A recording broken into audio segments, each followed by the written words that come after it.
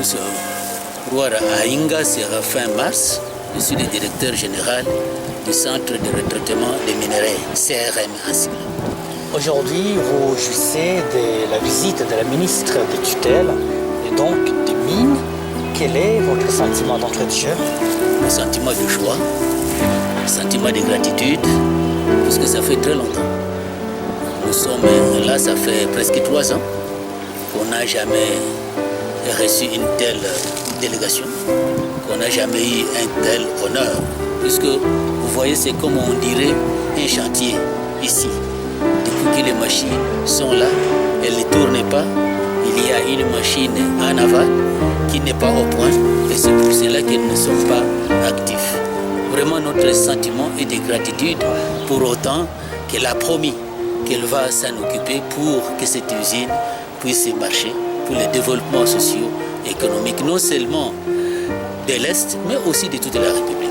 Elle a donc été saisie de toutes ces tristes réalités du CRM. Tout à fait, elle en a été saisie. Elle entendait seulement, mais elle n'avait jamais vu, puisque la fois passée, quand j'étais aux États généraux des mines, on en a parlé.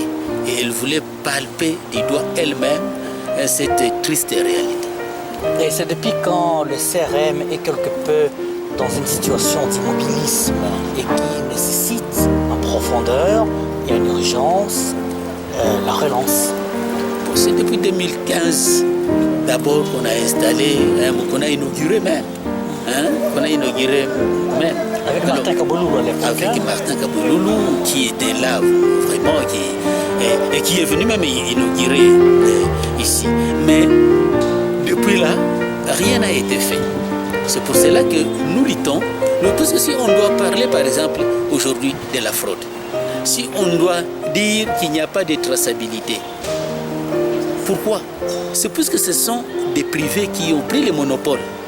Puisque le CRM devrait être ce que la Gécamine au Katanga, ce qui devrait être le CRM à l'Est, puisque c'est une direction générale, c'est au niveau national. Et donc, dans un premier temps, on devait déjà occuper, avoir les monopoles dans tout l'Est de la République, dans un premier temps. Vous voyez que même ici, à Bukavu, on n'est pas encore à mesure de cerner Bukavu. Donc c'est un problème. C'est l'outil de l'État. Ce n'est pas une entité privée, non. C'est de l'État, c'est un établissement public. Vos propos expriment une profonde inquiétude, monsieur le directeur général, et cela nous pousse à nous demander pourquoi le CRM est si abandonné par l'État congolais. Il y a eu un laxisme. Il y a eu un laxisme dans l'octroi des agréments des entités de traitement. Plusieurs d'entre elles ne sont que des noms. Et ce sont elles qui ont fait à ce que même les coopératives qui devraient être les grands clients du centre vont vers elles, puisqu'ils les évacuent.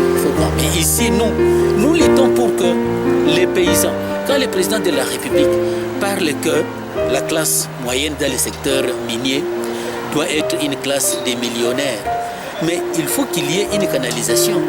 Or, il n'y a que l'outil de l'État qui peut faire cette canalisation.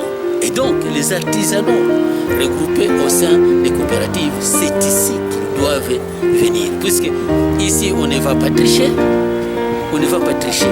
Ici, ils sauront leurs minéraux contiennent quoi et les prix réels. Et nous luttons pour même avoir un capital propre, pour qu'on puisse payer directement ces gens-là. Puisque ils sont victimes, ils sont victimes même d'escroquerie pour ces artisanaux-là. C'est pour cela qu'ils ne veulent pas. Mais nous voulons à ce que réellement ils puissent se sentir que ce qu'ils font, c'est ce qu'ils devraient faire et ils doivent en gagner. Bien, on peut estimer que les propos de la ministre des Mines vous ont complètement rassuré ou vous craignez éventuellement un discours politique? Non. C'est un enfant des mines, c'est une femme des mines. Elle vient des mines. C'est là qu'elle a évolué toute sa jeunesse, c'est là qu'on est allé l'attirer pour exactement qu'elle ne puisse pas avoir un discours politique, qu'elle puisse avoir un discours concret au mines, puisqu'elle connaît toutes les difficultés des artisanaux, toutes les difficultés même des secteurs industriels. Donc, nous sommes rassurés. Nous sommes rassurés, c'est une femme de parole. Vraiment, nous sommes rassurés que ce qu'elle a dit, elle va le faire. C'est bien ça. Vous voyez tous ces gens qui sont aux alentours, ici. Ici, il était prévu, dans un premier temps, de créer 100 emplois. Dans un premier temps. Vous croyez qu'on va d'abord recourir aux voisins qui sont là et les voisins aux autres. Vous voyez que le social, là, va changer. Et partant, l'économie aussi, puisqu'ils auront des revenus. C'est pour cela que nous disons que cet outil de l'État, c'est un moteur de la relance du développement social.